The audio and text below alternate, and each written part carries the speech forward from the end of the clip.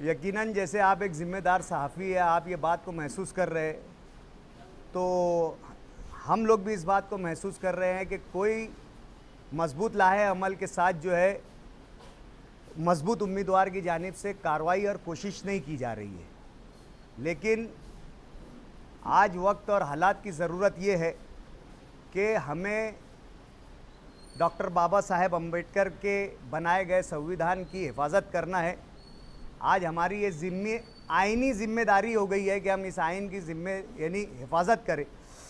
तो हम तो सियासी जमात के जो भी मजबूत उम्मीदवार हैं, आपके माध्यम से ही उनसे गुजारिश करते हैं कि असल में यहाँ पर तमाम सियासी जमातों से वो रब्ता करना चाहिए, उनसे मिलना चाहिए, उनके ज़िम्मेदारों से मिलना चाहिए, क्योंकि हर एक सियासी जमात का अपना केडर है, अपनी तंजीम है, हर एक का एक अपना संगठन है।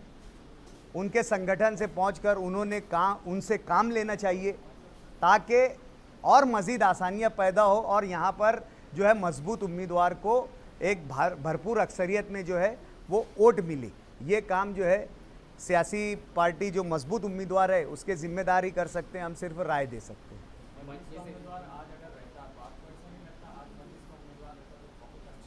यकीनन हमको ये कमी और महसूस हो रही है और इलेक्शन में खिला के तौर पर ये कमी हमको महसूस हो रही है। आज अगर मजलिस का उम्मीदवार यहाँ होता तो हम ये साबित करते थे कि हमारी वोटों की कितनी ताकत है और हम कितनी ताकत से हम इस संविधान के मानने वाले लोग, इस विचारधारा के लोग इस कॉन्स्टिट्यूंसी में मौजूद है। हमारी असल लड़ाई ही ये थी कि हमें ये साबित करना है कि हम लोग जो है इस आइन के, इस संविधान के असल जो है तहफ़्फ़ुज़ करने वाले हम ही लोग हैं और ये शहर सियासी तौर से बेदार है और वो मुल्क की सियासत और सूबे की सियासत और शहर की सियासत को बखूबी जानता है। और इसी बुनियाद पर यहाँ पर जो है हमारी ये कोशिश थी कि मजलिस इत्तेहादुल मुस्लिमीन का नुमाइंदा उम्मीदवार जो है वो आना चाहिए, लेकिन कई वजूहात की बिना पर जो है वो हमारा उम्मीदवार नहीं आ सका। और हमने जो हमारा दर्द है, जो हमारे पार्टी मीटिंग के ज़रिए हमने हमारा दर्द वाजे कर चुके हैं। इसका भाजपा ने आइन किस मजबूत उम्मीदवार की हिमायत करेगी, फैसला ले लिए क्या आप लोग? देखिए, लड़ाई सेकुलरिज्म की बका की है, लड़ाई संविधान के तहफ़्फ़ुज़ की है। यकीनन ये उसूल कहता है कि सामने अगर दो मुसीबतें हो तो हमें छोटी मुसीबत को इख्तियार कर लेना चाहिए ताकि हम बड़े ख़तरे से बच सकें या बड़े नुकसान से बच सकें। तो जाहिर सी बात है, हम लोग जो है आम फहम आदमी भी इस बात को समझेगा और महसूस करेगा कि हमारे यहाँ पर आज किसको मजबूत उम्मीदवार समझा जा रहा है। बज़ाहिर मैं इस बात को भी वाज़े कर दे रहा हूँ कि बज़ाहिर मजबूत उम्मीदवार कौन है, वो हकीकी तौर पर मजबूत उम्मीदवार है या नहीं है, अब ये तो इलेक्शन के नताइज जो है वो बताएंगे कि हकीकी तौर से वो उम्मीदवार मजबूत था या नहीं था। लेकिन बज़ाहिर आज जिसे मजबूत उम्मीदवार समझा जा रहा है, मजलिस पासबान आइन उसको समझ रही है। जुमा के दिन शेख आसिफ इन्होंने अपने बयान में कहा वक्त के मौजूदा मिले मुफ्ती मोहम्मद इस्माइल कासमी जिन्होंने 1,17,000 जायद वोटें ली, उसके बावजूद उन्होंने सिर्फ यूनुस ईसा खानवादे को टारगेट किया। तो कहीं ना कहीं ये दर्द हम देखा जा रहा है कि यूनुस ईसा खानवादा सियासत में अपना एक बहुत बड़ा मुकाम रखता है। इस बारे में आपकी क्या राय है? नहीं, ये किसी कहने के बात नहीं है। अगर ऐसी कोई बात हमारे सामने आएगी तो हम इसका जवाब देंगे। ऐसी कोई बात हमारे सामने नहीं आई। मजलिस का उम्मीदवार नहीं है, आपको इसका तल्क है।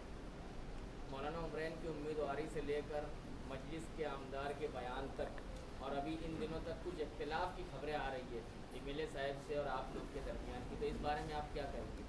देखिए, सियासी नज़रियात और सियासी इख्तिलाफात तो हर जगह रहते हैं, लेकिन हमने एक स्लोगन डाला है और ये स्लोगन की हम तशहीर भी कर रहे हैं कि इत्तेहाद का मतलब इख्तिलाफ के साथ सलीके से जीना, ये हमारा बोलना और कहना है।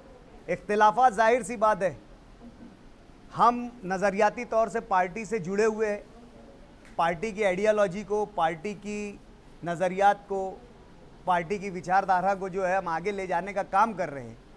और अगर हमें ये महसूस होता है कि कोई आईनी ओहदे पर फायज हमारा नुमाइंदा या पार्टी का जिम्मेदार हमारी इस कोशिश में कोताही बरत रहा है तो ज़रूर सी बात है कि ये जाहिर सी बात है कि हमारा दर्द तो छलकेगा। क्या जीत की दावेदारी करने वाला सीटदार उम्मीदवार उन्होंने आपसे कोई रास्ता कायम किया, कोई समर्थन आपसे मांगा है अब तक? ऐसा है कि ये सवाल तो अभी शहर की तमाम सियासी और मिली तंजीमों से पूछना चाहिए। हमारा दर्जा तो अभी ये नौमौलूद तंजीम है। ये तो तंजीम है, नौमौलूद है। इसने सिर्फ 2-4 जो है काम किया है। एनआरसी के टाइम पर जो है जो मामलात आए थे, ये तंजीम उस वक्त जो है अमल में लाई गई थी और इसके तहत और मुल्क की 75वीं आज़ादी की सालगिरह पर घर घर जो है झंडा तकसीम करने का इस तंजीम ने काम किया था। तो ये तंजीम तो अभी बहुत छोटी है, तो इसके ज़िम्मेदारों से मिलना मिलाने की बात बाद में शहर के बड़े सियासी ज़िम्मेदारान से वो उम्मीदवारों ने राब्ता कायम किया या नहीं किया, आपको पहले इस पर वजाहत तलब करनी चाहिए। जलसा है मजलिस पासबान आइन का, क्या अहम उन्वानात होंगे इसके लिए, या आप वोट कैसे मांगेंगे, किसके लिए मांगेंगे आप? मसला ये है कि हम तमाम लोग यहाँ पर बैठे जो लोग हैं वो सियासी लोग हैं। हम सबको हमारे सियासी वजूद का एहसास बताना है, जतलाना है, और उसके अलावा हम एक नज़रियाती पार्टी से भी जुड़े हुए हैं। उसके नज़रियात को भी आवाम के सामने रखना है, उसके मकसद को भी रखना है। और सबसे तीसरी और अहम बात, ये इलेक्शन जो है ये इंतहाई अहमियत का हामिल है। हम बार बार कह रहे हैं कि मुल्क जो है वो फैसला कुन मोड़ पर खड़ा हुआ है। आज अगर हमने सही फैसला नहीं किया तो मुल्क तबाही की तरफ और बर्बादी की तरफ जा सकता है। इसलिए इन हालात में हम जो है जिम्मेदारी निभाएंगे और जिम्मेदारी निभाकर हम जो है बीजेपी के मुखालिफ इलेक्शन खिलाफ में हैं, जो इलेक्शन लड़ने की तैयारी में है। हालिया पार्लियामेंट इलेक्शन जो है सियासी जमातों के माबैन है और आप सियासी हो, तो मजलिस इत्तेहादुल मुस्लिमीन के बैनर तले आपकी सरगर्मी क्यों नहीं हो रही है? मजलिस इत्तेहादुल मुस्लिमीन अपना एक सियासी नज़रिया रखती है। मजलिस इत्तेहादुल मुस्लिमीन दबे कुचले पिछड़ों को साथ में लेकर इन्हें सियासी तौर पे इनका पॉलिटिकल एम्पावरमेंट, इनका राजकीय सशक्तिकरण करना चाहती है। हमें आज उनके नज़रियात के हिसाब से उम्मीदवार अगर उनको नहीं मिलता है तो जाहिर सी बात है कि कहीं ना कहीं नज़रिया टकराने वाले लोग एक मंच, एक स्टेज पर जो है साझा नहीं कर सकते, शेयर नहीं कर सकते। इसलिए हमें हमारे वजूद के खातिर एक अलग तंजीम के साथ इस इलेक्शन में आना पड़ रहा है। कहीं आप कौमी सदर से नाराज तो नहीं है? कौमी सदर की हिदायत पर काम किया गया, फ़ोटो, मुलाकातें, और हमने जब एक बैनर और एक ज़िम्मेदार की हैसियत से कौमी सदर की ईमा पर बात कही तो हमारी नाराज़गी का क्या सवाल होता? जो लोग अपने बैनर पोस्टर पर कहीं अगर मजलिस के कौमी सदर का फ़ोटो नहीं लगाते, अपनी ऑफिस पर नहीं लगाते, अपने किसी कहीं जगह पर वाजे नहीं करते, ये तो सवाल उनसे बनता। आज तो हम इतना बड़ा कौमी सदर का फ़ोटो लगा कर बात कर रहे हैं।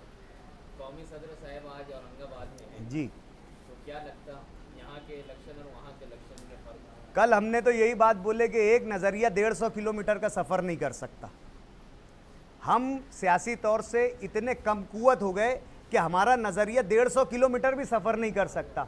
जो नज़रिया 150 किलोमीटर पूरी ताकत के साथ और पूरी शिद्दत के साथ अपनी जो है वजूद बता रहा है, अपना तशख़्ख़ुस बता रहा है, वो मालेगांव आते आते मुर्दार हो जाता है। हमने तो सब ये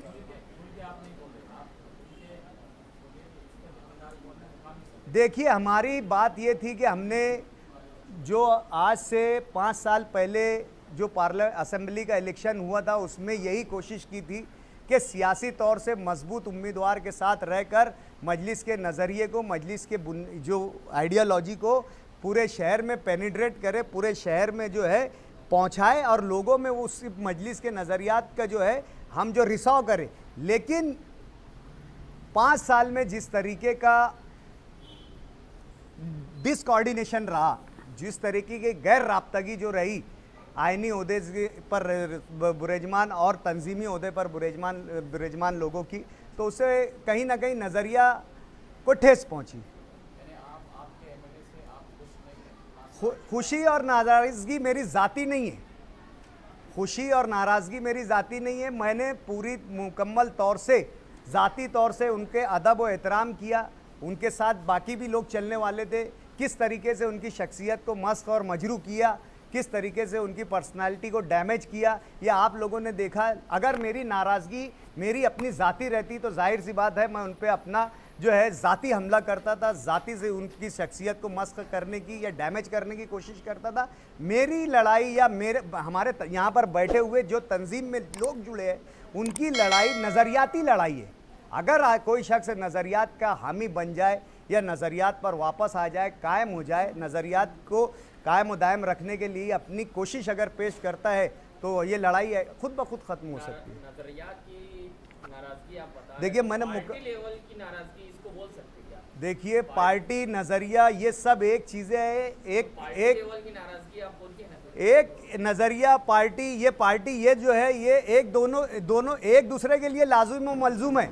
हम ना नज़रिए को अलग कर सकते ना पार्टी को अलग कर सकते। जाहिर सी बात है पार्टी की रूह पार्टी का नज़रिया होती है, हम पार्टी के नज़रिए को पार्टी की रूह को नहीं ये अलग कर सकते। जो आदमी पार्टी में उसको नज़रिए का हामी होना चाहिए। देखिए मजलिस पासबान आइन का स्टेज है, यहाँ पर एमएलए साहब के ताल्लुक से आप क्यों बार बार सवाल कर रहे हैं? मजलिस इत्तेहादुल मुस्लिमीन के एमएलए है, यहाँ पे जिम्मेदार बैठे हैं मजलिस पासबान आइन के। एक बात ये भी सामने आ रही है कि आने वाले असेंबली इलेक्शन में आप खुद उम्मीदवारी करने वाले हैं। देखिए मेरे खानवादे ने तो आज ये पहली मर्तबा या नई कोई बात नहीं है। हमने 1995 में भी उम्मीदवारी की, 2004 में भी उम्मीदवारी की, 2014 में भी उम्मीदवारी की। हमारा एक संगठन है, हमारी एक जो है तंजीम है, शहर में हमारे मानने वाले लोग हैं, हमारे खुद के ख़ानदानी तौर पर एक वोट बैंक है, हमारे पार्टी के नज़रियात से जुड़ी हुई एक वोट बैंक है। इन तमाम बातों को जो है पिछले असेंबली इलेक्शन में है मुफ्ती मोहम्मद इस्माइल साहब को फ़ायदा मिला है। तो जाहिर सी बात है अगर हम कोई ख्वाहिश और ख्वाब तो नहीं देख रहे, हम एक नज़रिए को लेकर चल रहे, नज़रिए के साथ रहने की अगर कोई नज़रिए का तहफ़्फ़ुज़ करने वाला शख्स नहीं रहता है तो यकीनन हम उम्मीदवारी करेंगे। डॉक्टर साहब ये आपने कहा कि जो है मौजूदा एमएलए है वो कौमी सदर का फोटो इस्तेमाल कर रहे हैं, इमाम का नाम इस्तेमाल कर रहे हैं और मौजूदा एमएलए कई मरतबा इस बात का इजहार कर चुके हैं कि इमाम का होने की वजह से मेरे साथ सौतेला सलूक होता है, फंड नहीं मिलता, इसलिए मुमकिन है कि वो इन शनाख्तों को छुपाते होंगे। मैं जवाब तो दे रहा हूँ लेकिन एमएलए के अलावा भी शहर में कई मसाइल है और कई इश्यूज़ है। मजलिस और एमएलए के अलावा भी कई इश्यूज़ है और मैं तो बोला ना कि एक कंफर्ट लेवल पर आकर हम बात करेंगे तो आप और दूसरे भी सवालात अगर आपके जहन में तो वो करें। बात ये है कि हमारे एमएलए ने जो मजलिस इत्तेहादुल मुस्लिमीन से चुन कर आए हैं, कभी तीसरा महाज की बात की तो कभी जो है ये बात की कि एजाज़ बेग को मालेगांव शहर का कांग्रेस पार्टी का ज़िम्मेदार मैंने बनाया। मैंने बाड़ा साहब थोरा साहब से बात की, मैंने नाना पटोले साहब से जाकर उनकी बात की। कभी वो कहते हैं कि जो मजलिस के मकामी ज़िम्मेदारान हैं मैं तो बरसों उनसे मुलाकात नहीं करता। कभी वो कहते हैं कि मुझसे कांग्रेस के लोग राब्ते में हैं, मैं उम्रा कर आने के बाद जो है इस मामले पर जो है फ़ैसला करूँगा। एक नई अनगिनत ऐसे बयानात है जो मजलिस से इनहराफ करने के उनके बयानात साबित होते हैं। जैसे कि पूरे 5 साल ये नहीं लगा कि अजीत दादा पवार बीजेपी में नहीं जाएंगे, वैसे पूरे 5 साल हमको ये नहीं लगा कि मुफ्ती इस्माइल मजलिस में रहेंगे। इतनी सारी बातें होने के बाद अगर आज ये सब बातें होती है तो मैं नहीं बनता कि इतने सवालात बनेंगे। इलेक्शन के ये खासियत रही है कि ये इलेक्शन आखिरी के दिनों में ही अपना रंग पकड़ता है और यकीनन माजी की तरह यहाँ पर भी जो है अभी जो है इलेक्शन का रंग चढ़ना बाकी है। मैं ऐसा समझता कि 10 तारीख के बाद हमारी एक कोशिश ये भी है कि गुरुवार वार्ड में 10 तारीख को जुमा के रोज़ और एक जलसा लिया जाए। 10 तारीख के बाद मुझे ऐसा लगता है कि शहर में जो है सियासी पारा जो मौसम की तरह गर्म होगा।